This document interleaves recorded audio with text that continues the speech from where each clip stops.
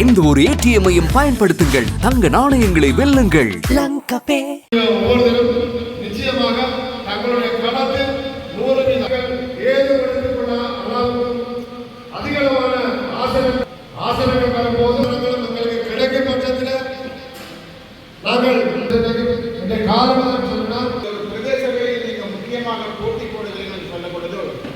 நீங்கள் நினைக்க வேண்டும், முக்கியமாக அரசு தரப்பில் இருந்து இதிலிருந்து நாங்கள் என்ன பொறுத்தவரை அது ஒரு முன்னுரிமை கொடுக்க வேண்டிய ஒரு செயல். என்ன அப்படி அல்ல, சூழ்நிலைகள் கிடையவே இருந்ததுதான். அது எங்களுக்கு மாற்றப்பட எல்லாரும் அப்படி இருந்தது. பல பேருக்கு இந்த அரசியல் இத்தனை பெண்களை நியமியுங்கள் என்று சொல்லி தேர்தல் ஆணையாளரே உத்தரவு போடுவார். ஆகவே இதில் இருக்கக்கூடிய நீங்கள் உங்களில் பலர் விரும்பியோ விரும்பாமலோ நீங்கள் உள்ளூராட்சி சபைக்கு அல்லது பிரதேச சபைக்கு போகத்தான் போகிறீர்கள். அது தவிர்க்க இயலாது, அது சட்டம். அந்த சட்டத்தின் பிரகாரம் நீங்கள் போக வேண்டும் என்று சொன்ன தேவை இருக்கு.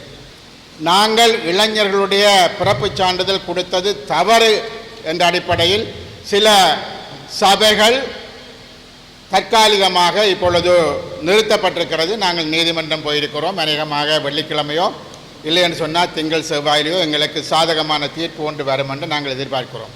சாவகச்சேரி நகர சபையும் அதில் ஒன்றாக இருக்கிறது. ஆகவே அது எல்லாத்துக்கும் ஒரு சாதகமான தீர்ப்பு வரும் என்று நாங்கள் எதிர்பார்க்கிறோம்.